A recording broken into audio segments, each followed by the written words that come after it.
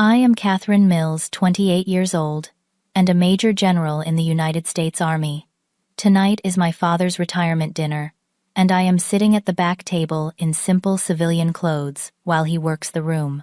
Dad has never respected my military career, always believing I would amount to nothing. He thinks I am just a low-ranking soldier wasting my potential. Tonight, that misconception will shatter in the most public way possible.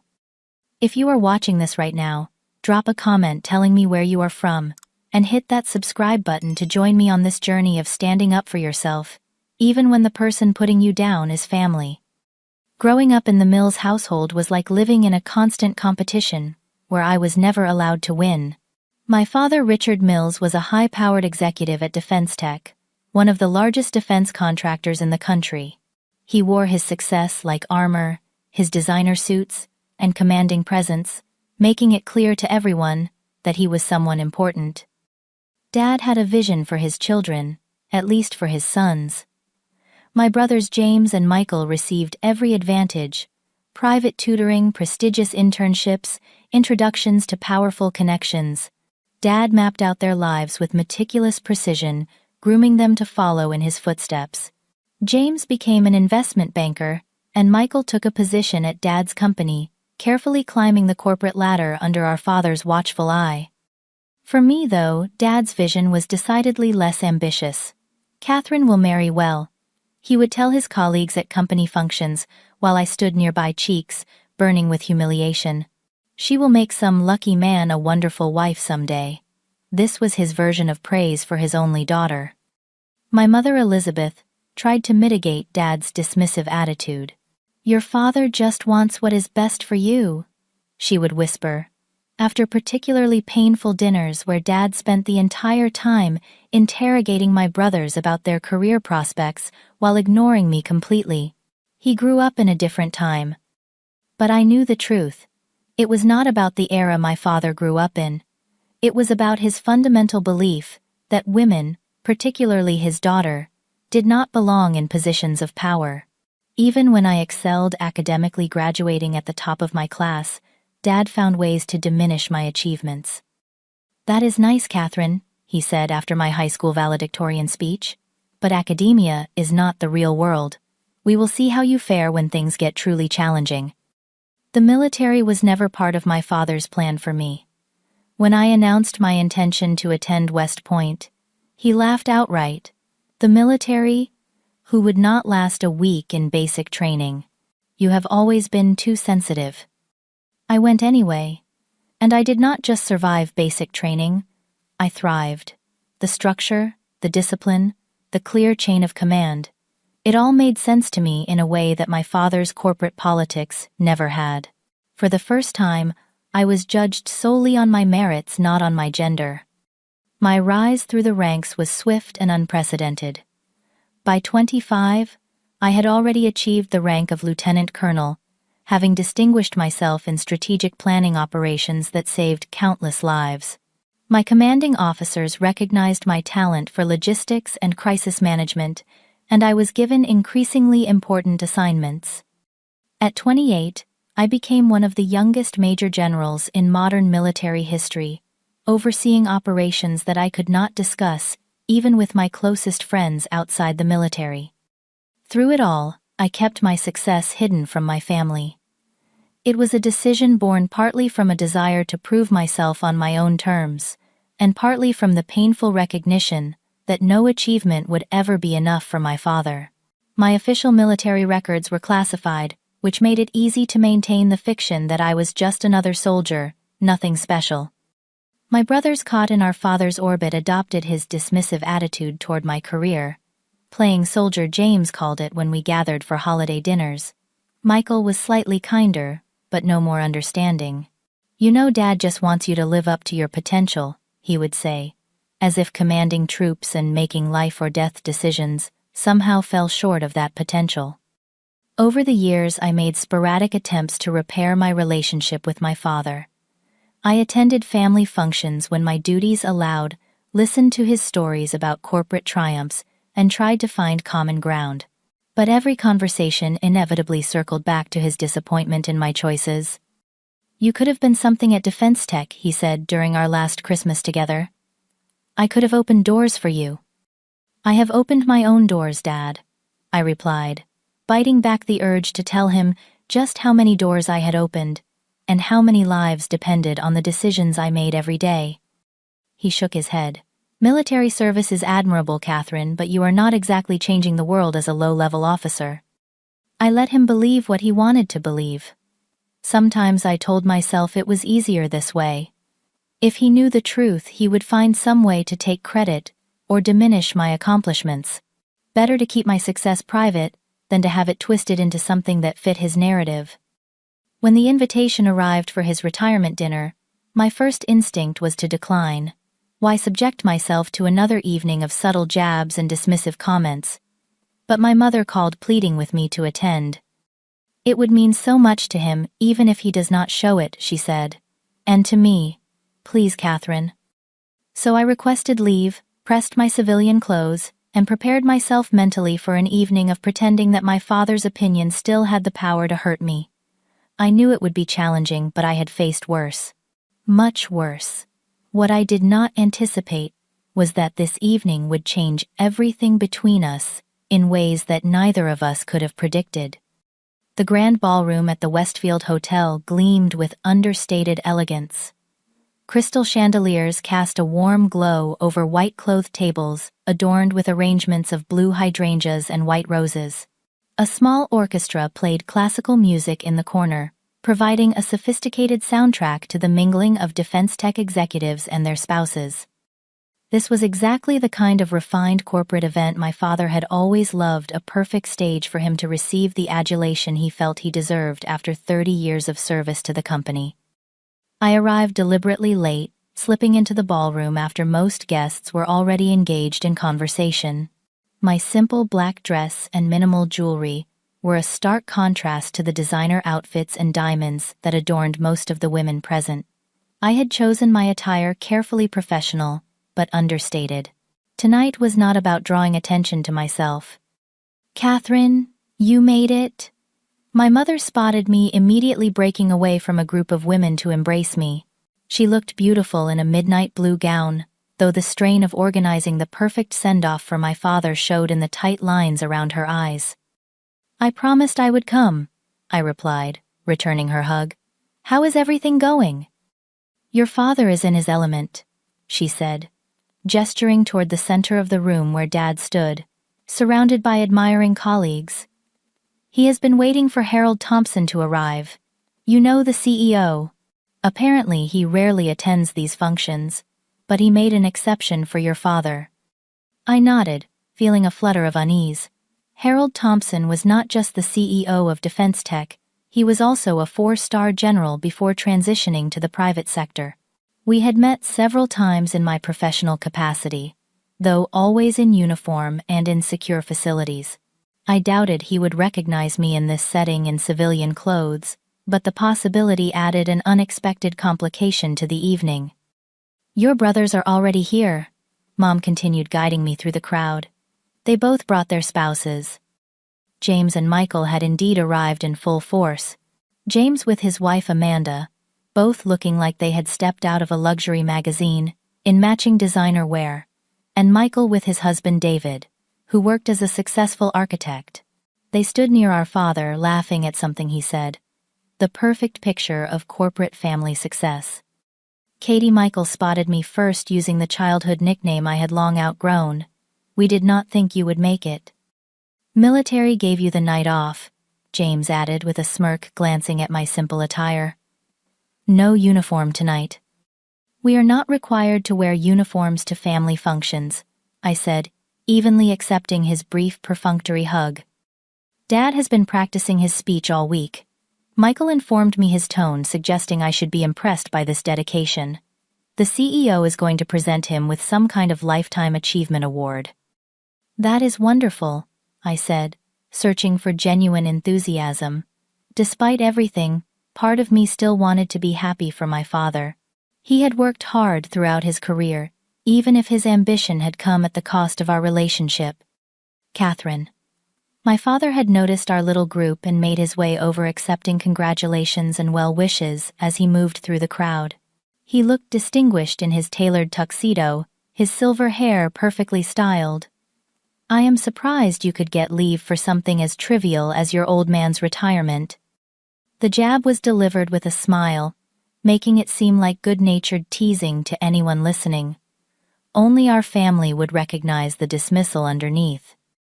"I would not miss it, Dad," I replied, matching his public smile. "Congratulations on your retirement." He nodded, accepting my words as his due. "You remember Patricia from accounting. Her son is a lieutenant now. Perhaps you know him.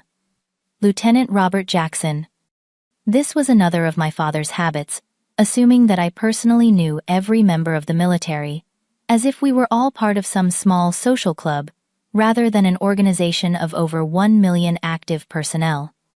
"I do not believe I have had the pleasure," I said diplomatically. "Well, I am sure he outranks you by now anyway," Dad said with a laugh, clapping me on the shoulder before turning away to greet a more important guest. I made my way to my assigned table at the back of the room, as far from the head table as possible, without actually being in the kitchen. The seating arrangement spoke volumes about my place in the family hierarchy. James and Michael with their spouses were seated at the head table with Mom and Dad. I was placed with distant relatives and a few junior employees who looked uncomfortable to be seated with the boss's daughter. "Catherine Mills, is that you?" A warm voice pulled me from my thoughts. I looked up to see Clara Wilson, my mother's oldest friend, and one of the few people who had consistently shown interest in my life and career. "Aunt Clara," I said, standing to hug her. She was not actually my aunt, but she had been such a constant presence throughout my childhood that the honorary title felt natural. "I did not know you would be here." "Your mother insisted," she said, taking the seat beside me. "And I would not miss seeing Richard try to be humble for an entire evening. It promises to be quite the performance." I laughed, despite myself. Clara had always seen through my father's carefully constructed image. "You look well," she said, studying my face. "The military agrees with you, I think, more than Richard would care to admit." "It has been a good fit," I acknowledged cautiously. "Better than he knows, I suspect," Clara said with a knowing look. "I have a nephew in the Pentagon. He speaks very highly of a certain young female officer who has been making quite a name for herself." Before I could respond, the clinking of a glass interrupted our conversation. The CEO had arrived, and the formal part of the evening was about to begin. Throughout the cocktail hour, I had watched my father work the room like the corporate politician. He was shaking hands, laughing at the right moments, accepting congratulations with practiced humility. Not once did he come back to speak with me, or introduce me to any of his colleagues. It was as if, having acknowledged my presence, he could now comfortably ignore me for the remainder of the evening. My mother made periodic visits to my table, clearly torn between her duties as hostess and her desire to make me feel included. "Your father is just nervous about his speech," she explained during one such visit. "You know how important this night is to him." I did know. This retirement dinner represented the culmination of everything my father had worked for: recognition, respect, admiration from his peers. What I did not yet realize was that it would also become the night that forced him to reconsider everything he thought he knew about his only daughter. The dinner portion of the evening progressed with the mechanical precision of all corporate functions. Salads were served and cleared, followed by perfectly cooked steaks or delicately prepared fish, depending on one's preference, indicated weeks in advance. Wine flowed freely, loosening ties and tongues as the evening progressed. By the time dessert plates were being removed, a comfortable buzz of conversation filled the ballroom. Harold Thompson, the CEO of Defense Tech and former four-star general, rose to begin the formal presentations. He cut an imposing figure even in a tuxedo, tall, broad-shouldered, with the erect posture that never quite leaves military men. I slumped slightly in my chair, angling my face away. I had briefed the general several times during classified operations, and while I doubted he would recognize me out of uniform and context, I preferred not to take chances. Ladies and gentlemen, Thompson began, his voice carrying effortlessly across the room without the need for a microphone. We are gathered here tonight to honor an extraordinary man, a visionary leader, who has helped shape defense tech into the company it is today. What followed was a 15-minute tribute to my father's career accomplishments, his strategic insights, his mentorship of younger executives, and his unwavering dedication to the company's mission. Thompson spoke with genuine admiration, and I found myself listening intently, seeing a side of my father I rarely witnessed at home, the respected professional, the admired leader. And now, Thompson concluded, I would like to invite Richard Mills to say a few words and accept this token of our appreciation for his 30 years of exceptional service. The room erupted in applause as my father approached the podium. He embraced Thompson, accepted a crystal plaque, and turned to face the audience with the confidence of a man accustomed to commanding attention. Thank you, Harold, for those incredibly kind words, Dad began. And thank you all for being here tonight to celebrate not just my retirement, but the extraordinary journey we have shared at Defense Tech. His speech began with appropriate humility, acknowledging mentors who had guided him, colleagues who had challenged him, and the company that had provided him with opportunities to grow. He spoke well, as he always did, striking the perfect balance between pride in his accomplishments and recognition of those who had helped him along the way. But no career, however, successful, can be truly fulfilling without the support of family, he continued, his voice softening. I have been blessed beyond measure in that regard. He turned toward my mother seated at the head table. Elizabeth, my wife of 35 years. The woman who has stood beside me through every triumph and setback, who has created a home filled with love and warmth, who has been my North Star through all the chaos of corporate life. I could not have done any of this without you. Mom dabbed at her eyes with a napkin as the room applauded. I found myself blinking back unexpected tears. Their relationship had always seemed solid, even if I sometimes questioned my mother's willingness to accept Dad's traditional views on gender roles. And my son's dad continued gesturing toward James and Michael. James, who has made his mark in the financial world, showing the same drive and determination that I like to think he inherited from me. And Michael, who chose to join Defense Tech and has already proven himself an asset to this company, rising on his own merits, despite the challenge of having his father's shadow looming over him. More applause, more proud smiles. My brothers basked in the public acknowledgement of their achievements, their spouses beaming beside them. I knew what was coming next. I had rehearsed this moment in my mind during the drive to the hotel, the brief perfunctory mention of his daughter, the military service, acknowledged with minimal enthusiasm, perhaps a gentle joke about my choice of career being so different from the family business. I had prepared myself to smile politely, to accept the crumbs of recognition with grace. What I had not prepared for was the public humiliation that followed. I am proud to have such talented children, my father said, surveying the room with satisfaction. Then his gaze fell on me and something shifted in his expression. Perhaps it was the wine, perhaps the intoxication of being the center of attention, or perhaps simply decades of disappointment seeking an outlet. Whatever the cause, what came next changed everything. Well, most of them anyway, he added, attempting a jovial tone that did not quite mask the derision underneath. My daughter Catherine chose a different path. Military service. Admirable in theory, of course. The room grew quiet, sensing the shift in atmosphere. She is here somewhere, Dad continued, scanning the tables until he spotted me. Ah, there she is. Catherine, stand up so everyone can see you. Trapped. I rose slowly, keeping my expression neutral, despite the churning in my stomach. Catherine joined the army several years ago, Dad announced to the room, some sort of low-ranked position. What are you now, Catherine? A corporal, a sergeant. I prefer not to discuss rank at civilian functions, Dad. I replied, my voice steadier than I felt. He waved a dismissive hand, always so secretive about her unimpressive military career. as if anyone here would understand or care about the difference between all those insignias and patches. Uncomfortable laughter rippled through the room. I remained standing, my face burning, but my posture military straight. "You know," Catherine Dad continued, apparently emboldened by the laughter, "perhaps it would be better if you stepped out before the classified portion of the evening begins. Would not want you to embarrass yourself trying to understand the complex defense contracts we will be discussing. After all, following orders is one thing, but strategic thinking is quite another." The room fell completely silent.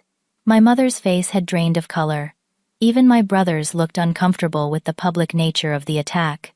I stood frozen, years of military discipline keeping me upright when all I wanted was to disappear. "Richard," my mother finally said, her voice carrying in the silence, "that is enough." Dad seemed to realize he had crossed a line. He cleared his throat. "Just a bit of family humor," he said unconvincingly. "Catherine knows I respect her choices even if they are unconventional for a Mills." I did not know that at all, but this was neither the time nor place to correct him. I gathered my purse from the table. "If you will excuse me," I said quietly, addressing no one in particular, "I think I will get some air." I began walking toward the exit head, held high, focusing on maintaining my dignity when everything in me wanted to run. The click of my heels against the marble floor echoed in the uncomfortable silence.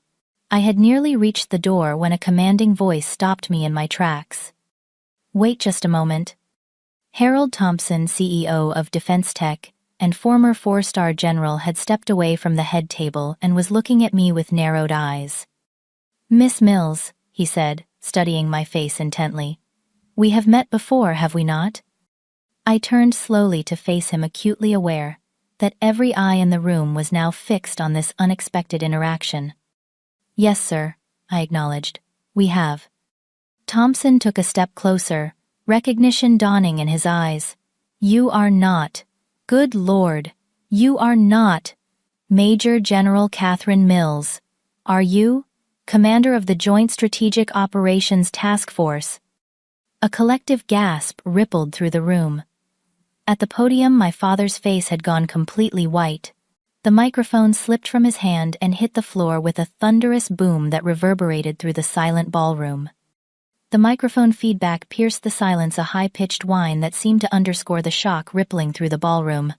General Thompson, because, despite his current role as CEO, that military bearing never leaves you, stood before me, his expression transitioning from confusion to certainty.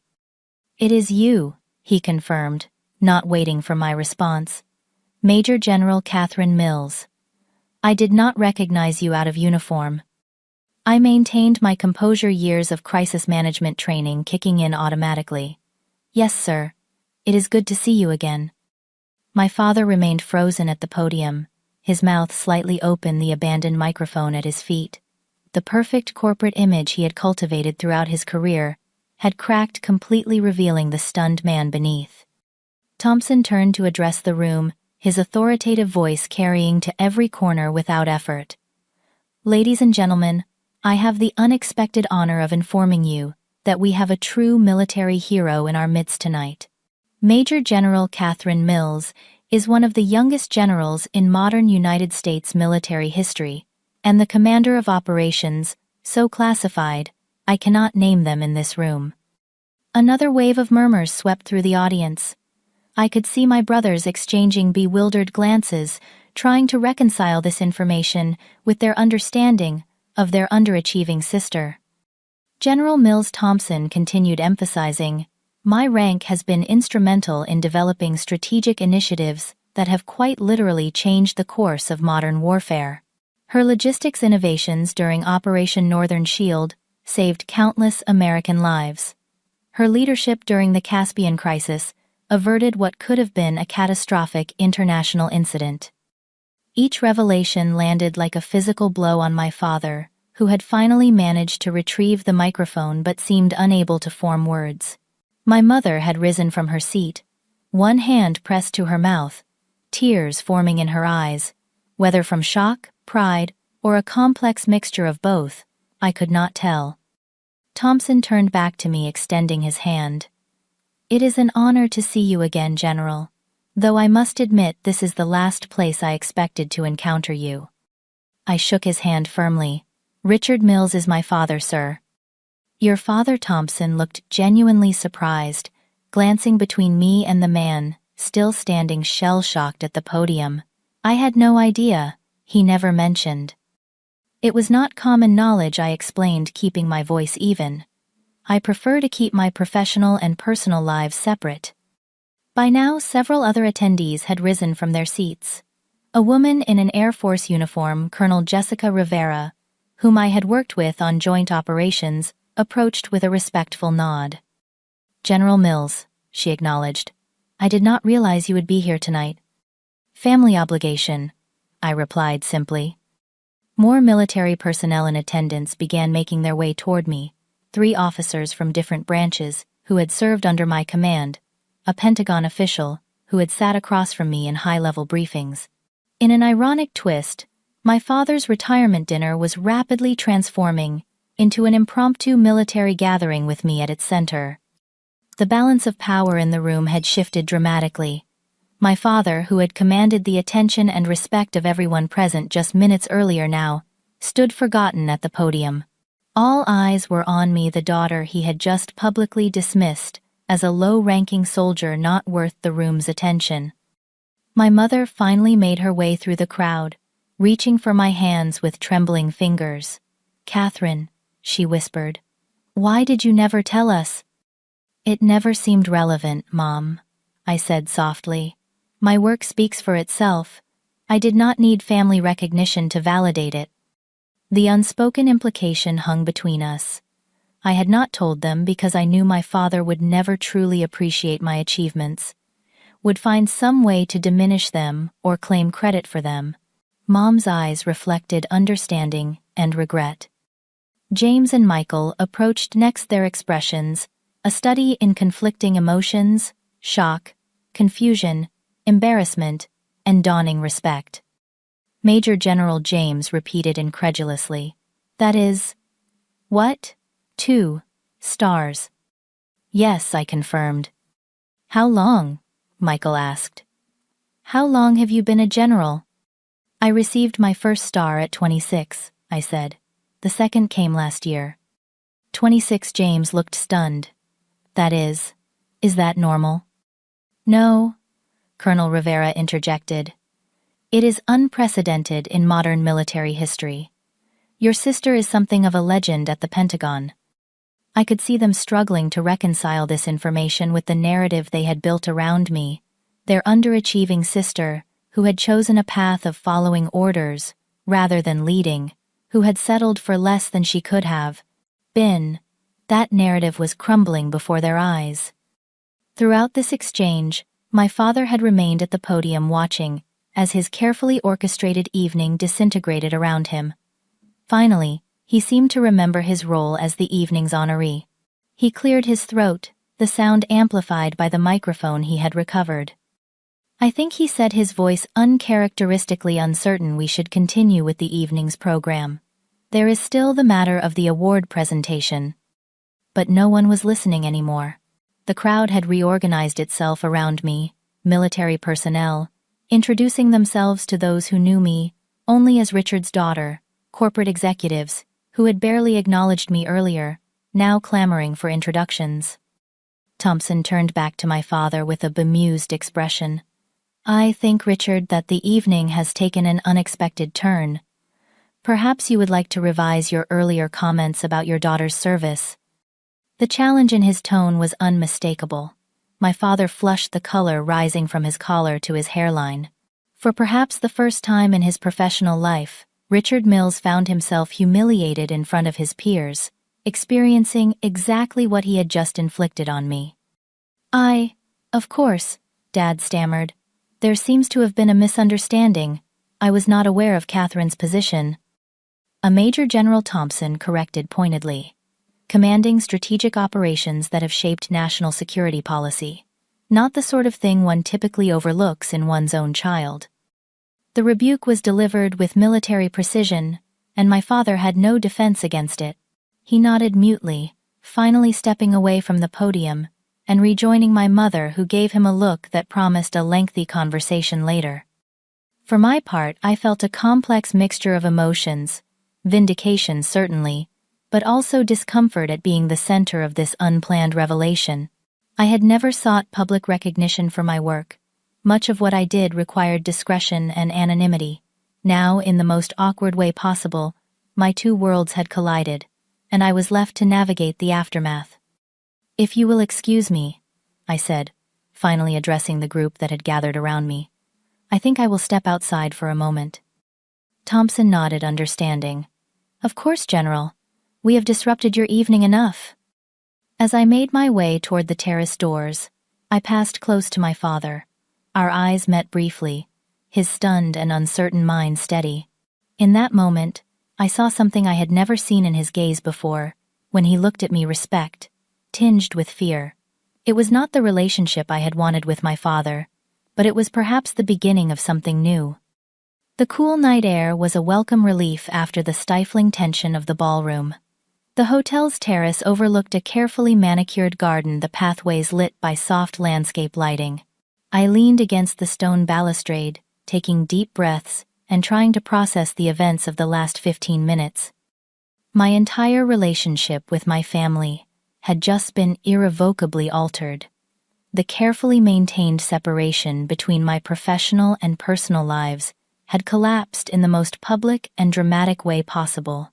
There would be no going back to the status quo, no more family dinners where my career was dismissed as an unfortunate phase, no more condescending comments about my playing soldier while my brothers did important work. The terrace door opened behind me. I straightened automatically, expecting my mother, or perhaps one of my brothers. Instead, it was Colonel Rivera, holding 2 glasses of champagne. "Thought you might need this, General," she said, offering me one of the glasses. "That was quite a scene in there." I accepted the champagne with a grateful nod. Not exactly how I planned to spend my evening. Rivera leaned against the balustrade beside me. "Permission to speak freely, ma'am." "We are at a civilian function, Jessica. You can drop the formalities." "Right." She took a sip of her champagne. "So your father had no idea?" "None of them did." "No," I confirmed. "It seemed simpler that way." "Simpler," she repeated, giving me a skeptical look.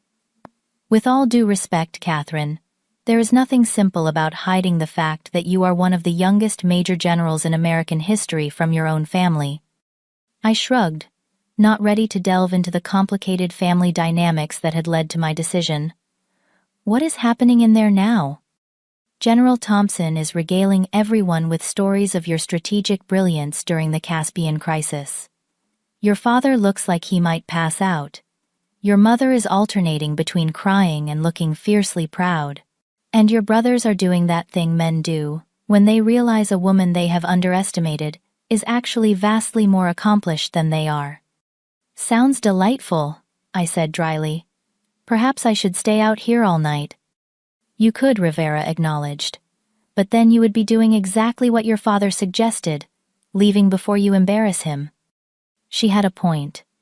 Running away now, regardless of how justified, would only reinforce the narrative my father had tried to create. I had never backed down from a challenge in my professional life. I should not start now just because the battlefield was personal rather than strategic.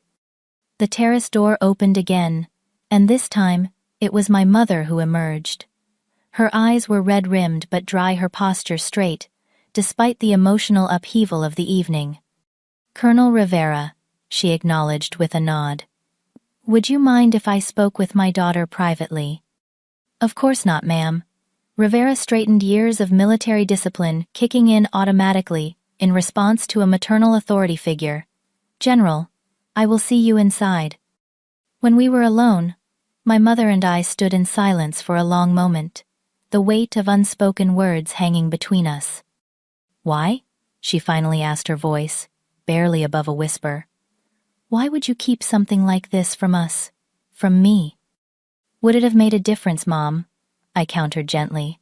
"Would Dad have seen me differently if he knew I commanded troops rather than just being one of them?" Or would he have found some other reason why my accomplishments did not measure up? Mom flinched as if I had struck her. "That is not fair, Catherine." "Is it not?" I sighed, softening my tone. "Look at what just happened in there. My entire adult life I have listened to. Dad dismissed my career choices. Not once did he ask for details about my service. Not once did he express genuine interest in what I actually do. He was content with his assumption that I was just another soldier following orders but not giving them because that fit his perception of me." "He is proud of you," Mom insisted, though her tone lacked conviction. "He just has trouble showing it." "He is proud of who he thinks I should be, not who I actually am," I corrected. "And he had no trouble showing his pride in James and Michael tonight." Mom did not argue the point, which was answer enough.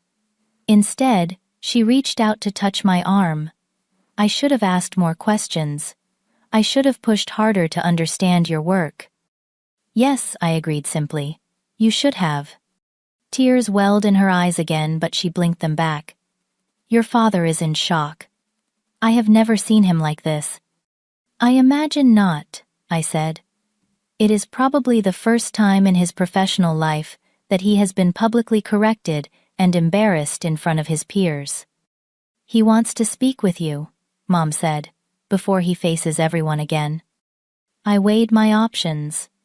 Part of me wanted to refuse to let him stew in the consequences of his actions, but that would be petty, and whatever else I might be, pettiness had never been among my flaws. "Where is he?" "In the hotel manager's office. They gave us the space for a few minutes of privacy." I nodded. "I will talk to him. But Mom, this does not fix everything. One conversation cannot undo years of dismissal and disrespect." "I know," she said softly. "But it could be a start." We returned to the ballroom, which had partially resumed its normal function. The orchestra was playing again, though no one was dancing. Small groups had formed throughout the space, and I could hear my name being mentioned in several conversations. General Thompson and my brothers were engaged in what appeared to be an intense discussion at the far end of the room. As we crossed toward the exit, several people approached to offer congratulations or express their surprise at the evening's revelations. I responded with the practiced diplomacy that had served me well in military and political circles, neither accepting blame for the misunderstanding nor casting it onto my father. The hotel manager was waiting to escort us to the office where my father had retreated. He led us down a service corridor away from the curious eyes of the party guests and gestured to a door at the end of the hallway.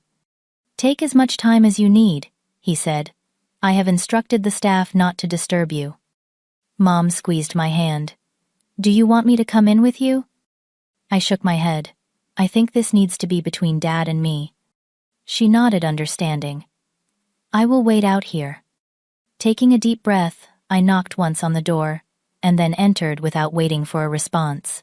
My father was standing at the window, his back to the door, still holding the crystal retirement plaque that now seemed like a relic from a different evening entirely. "Dad," I said, closing the door behind me, "Mom said you wanted to speak with me." He turned slowly, and I was struck by how much older he suddenly looked. The confident corporate executive had vanished, replaced by a man confronting the realization that he had fundamentally misunderstood a critical aspect of his own child's life. "Catherine," he said, his voice uncharacteristically subdued, "I did not know."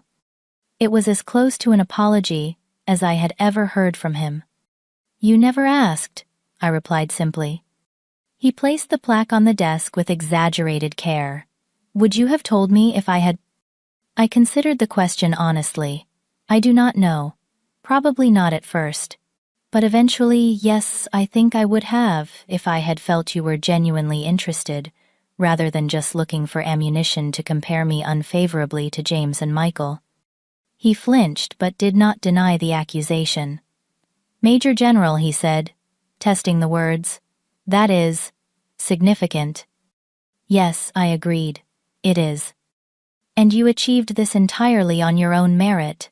It was not quite a question, but I could hear the unspoken one beneath it. Did you use the mill's name to advance your career?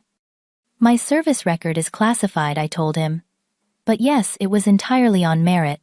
In fact, I deliberately avoided mentioning any connection to defense tech, or to you specifically, to prevent any perception of favoritism or conflict of interest. He nodded, slowly absorbing this. Your mother tells me that General Thompson considers you something of a prodigy in strategic operations. General Thompson is generous in his assessment, I said diplomatically.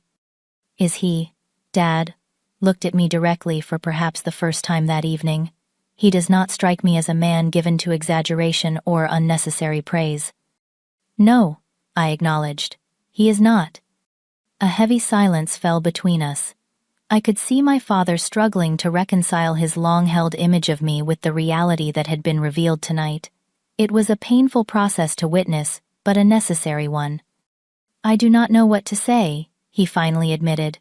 Congratulations seems inadequate, and an apology would be a start, I finished for him. He drew himself up slightly, corporate pride reasserting itself. I was wrong about your career, he conceded. I made assumptions that were incorrect. It was not the full apology I deserved, but it was more than I had ever expected to receive from him. Yes, I said. You did. Another silence, less heavy this time. We should return to the party, he said eventually. I have a retirement to celebrate, apparently alongside my daughter's previously unknown military accomplishments. The attempt at humor fell flat, but I appreciated the effort. Yes, we should go back.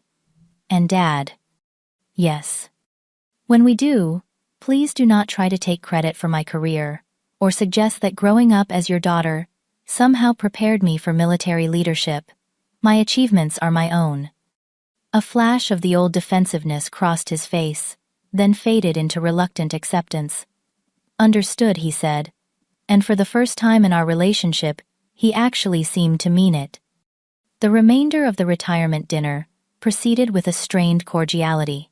My father, ever the corporate politician, managed to recover some of his composure, delivering abbreviated closing remarks that thanked everyone for their attendance, and acknowledged the unexpected revelations of the evening with as much grace as he could muster.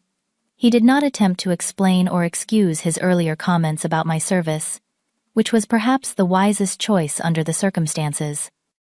General Thompson insisted that I join the head table for the final portion of the evening, a gesture that was equal parts honor and subtle rebuke to my father. I accepted with the diplomatic poise that had served me well in tense international negotiations, taking the seat beside my mother, while my father occupied the other side. You handled that beautifully, Mom whispered as dessert was served. I am so proud of you, Catherine. I always have been, but now. Thank you, I said, covering her hand with mine briefly. That means a lot. Throughout dessert and coffee, I was approached by a steady stream of my father's colleagues, all suddenly eager to make my acquaintance. I answered their questions about my career with practiced discretion, neither revealing classified information nor shutting down the conversations entirely. My brothers watched these interactions from a distance, their expressions still cycling through various stages of shock and reassessment. By the time the evening officially concluded, it was nearly midnight. The crowd had thinned considerably, with only family members and a few close friends remaining. As the hotel staff began clearing tables and the orchestra packed up their instruments, my father approached me directly for the first time since our brief conversation in the manager's office. Your mother and I would like to invite you back to the house, he said formally, as if extending a business invitation rather than addressing his daughter. James and Michael will be joining us. I think we have much to discuss. I hesitated. The emotional toll of the evening had been considerable, and the thought of extending it with what promised to be an intense family confrontation was not appealing. But avoiding difficult conversations had never been my style in either my professional or personal life. All right, I agreed. I will follow you there. The drive to my parents' suburban home took 30 minutes, a silent journey that gave me time to collect my thoughts and prepare for what was to come. I had spent years compartmentalizing my family relationships and my military career. Now that those compartments had collapsed into each other, I needed to establish new boundaries and expectations. The house was exactly as I remembered it, a sprawling colonial that my father had purchased when his career at Defense Tech had first taken off. I had not been inside for over a year, though I had driven past it occasionally when duties brought me to the area, a strange ritual that I had never fully examined. Mom led everyone into the formal living room, a space typically reserved for entertaining important guests, rather than family discussions. The choice of venue underscored the unusual nature of the gathering. My brothers and their spouses settled onto one of the sofas, while my parents took their usual chairs. I remained standing, a military habit, in uncertain situations. "Please sit, Catherine," my mother said, gesturing to an empty armchair. "I prefer to stand, thank you," I replied, then softened my tone at her disappointed expression. "At least for now." My father cleared his throat, drawing all attention to himself, another lifelong habit. "I think we need to address what happened tonight," he began. "There has clearly been a miscommunication about Catherine's military service." "Miscommunication," James repeated incredulously. "Dad, you humiliated Katie in front of everyone, and then it turned out she is basically the military equivalent of a corporate CEO. That is a bit more than a miscommunication." I felt a surprising surge of gratitude toward my brother. Perhaps he was not as firmly in our father's orbit as I had assumed. "I was not aware of Catherine's rank," Dad said stiffly. "She chose not to share that information with the family." "And why do you think that is, Richard?" My mother's voice had an edge I had rarely heard her use with my father. Why would our daughter feel the need to hide her extraordinary accomplishments from her own family? The directness of the question seemed to catch my father off guard. He looked at me, genuine confusion in his expression. "I do not know," he admitted. "Catherine, why did you keep this from us?" I took a moment to organize my thoughts, determined to be honest, but not needlessly cruel. "I kept it from you because I knew that no matter what I achieved, it would never be enough to change your fundamental perception of me as somehow less capable, less accomplished than my brothers. And I did not want to subject my military career, which I have built entirely on my own merits, to the same dismissive judgment you have applied to every other aspect of my life." The room fell silent. My mother's eyes filled with tears, though whether from sorrow at the truth of my words or relief at their finally being spoken, I could not tell. "That is not fair," my father protested. But the argument sounded hollow even to his own ears. "I have always supported all my children equally." "No, Dad, you have not," Michael interjected, surprising me again. "You have always had different standards for Katie than for James and me. Lower expectations, but also less genuine interest. We all saw it." "And none of you said anything," Dad looked around the room accusingly. "I did," Mom said quietly. "Many times. You always dismissed my concerns, said I was being oversensitive, that Catherine needed to toughen up if she was going to make it in the real world. Which is ironic," James added, "considering she has apparently been making life or death decisions in actual combat zones, while I have been pushing papers on Wall Street, and Michael has been attending corporate retreats." My father looked genuinely taken aback by the unified front he suddenly faced. "I never meant to. That is, I always wanted the best for all my children."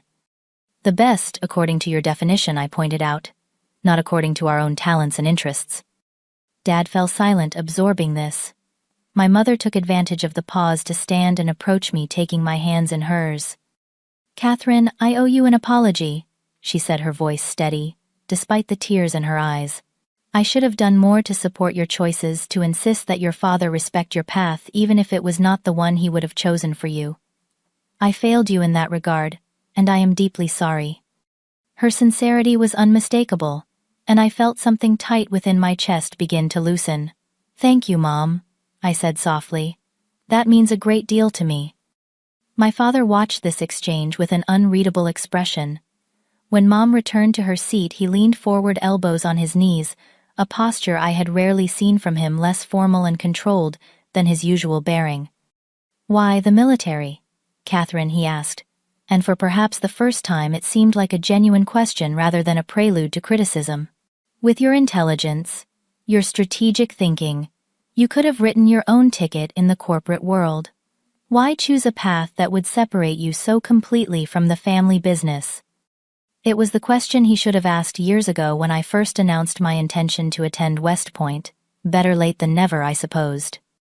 "Because, in the military, I am judged solely on my merits," I explained. "My gender is secondary to my capabilities. My family name carries no weight. Every promotion, every commendation, every responsibility I have been given has been earned through my own efforts and abilities." I paused, considering how much to reveal. "And because the work matters, Dad. Not in the sense of corporate profits or market share, but in terms of human lives and national security. When I make the right decision, people come home to their families. When I develop a successful strategy, conflicts are resolved with minimal casualties. There is a clarity of purpose in that which I never found in the corporate exercises you brought me to as a teenager." My father nodded slowly, seeming to truly consider my words. "I never looked at it that way," he admitted. "To me, the military always seemed like a rigid hierarchy where individual talent was subjugated to the chain of command." "It is a hierarchy," I acknowledged, "but one based on demonstrated capability, rather than political maneuvering or family connections. There is freedom in that kind of structure, at least for me." "Major General," my father said again, still seeming to test the reality of the title. "At your age. That is remarkable." "Yes," I agreed simply. "It is. And yet, you never wanted us to know." It was not quite a question, but the hurt underlying it was real. "I never thought you would understand its significance," I said honestly, "or that, if you did, you would find some way to diminish it, or relate it back to your own influence." He flinched but did not deny the accusation.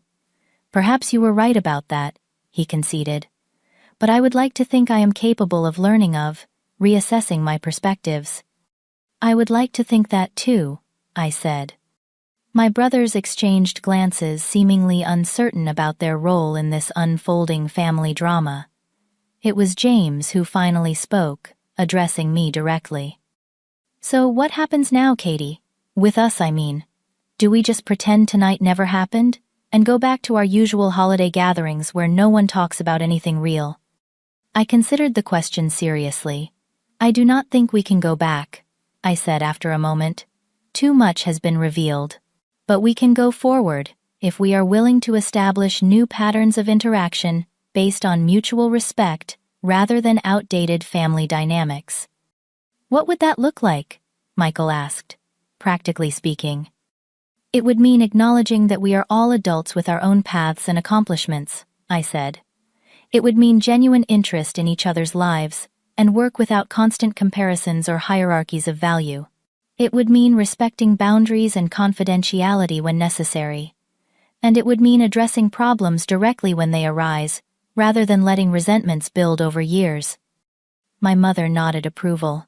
"That sounds healthy and long overdue." My father remained silent for a long moment, and I could see him struggling with concepts that challenged the foundation of how he had always operated in both his professional and family life. Finally, he rose from his chair and approached me, stopping at a respectful distance. "Catherine," he said formally, "I owe you an apology, a real one, not the qualified acknowledgement I offered earlier. I have been wrong in how I have treated you, in the assumptions I have made about your capabilities and achievements. I let my own preconceptions blind me to the extraordinary person you have become. I am sorry for that, and I would like the opportunity to do better going forward." It was perhaps the most honest thing he had ever said to me.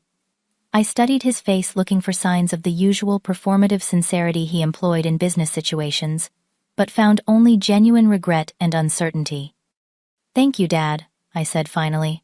"I appreciate that. And yes, I would like that opportunity as well." He extended his hand, a businesslike gesture that nonetheless represented a significant shift in how he saw me, as an equal deserving of respect, rather than a daughter to be directed and judged. I took it, completing the formal agreement between us. It was just a beginning, I knew. One conversation, no matter how honest, could not undo decades of established patterns. But it was a beginning I had stopped hoping for long ago, and for tonight that was enough. 3 months after my father's retirement dinner, I stood in full dress uniform at the center of a ceremony marking my promotion to Lieutenant General. The third star represented not just increased responsibility, but recognition of successful leadership during a particularly challenging international security crisis that had unfolded in the weeks following Dad's retirement. Unlike previous promotions which I had celebrated quietly with fellow officers and a few close friends, this ceremony included my entire family. My mother sat in the front row, elegant in a navy blue suit, her eyes shining with undisguised pride. Beside her, looking somewhat out of place but determinedly present, was my father, wearing his best corporate attire as if attending an important board meeting. James and Michael had both taken time away from their busy careers to attend, bringing their spouses, and in James's case, his 2 young children, who were fascinated by the ceremonial aspects of military tradition. My niece, 7-year-old Abigail, had asked countless questions about my uniform during the family dinner the previous evening, examining each medal and insignia with solemn attention. "Did you get these for being brave, Aunt Katie?" she had asked, pointing to my service medals. "Some of them," I explained. "Others are for serving in particular places or completing specific missions."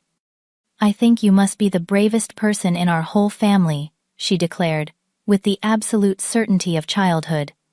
From across the table, I caught my father watching this interaction, a complex expression on his face, regret, mingled with genuine pride, and something else I had rarely seen there, respect.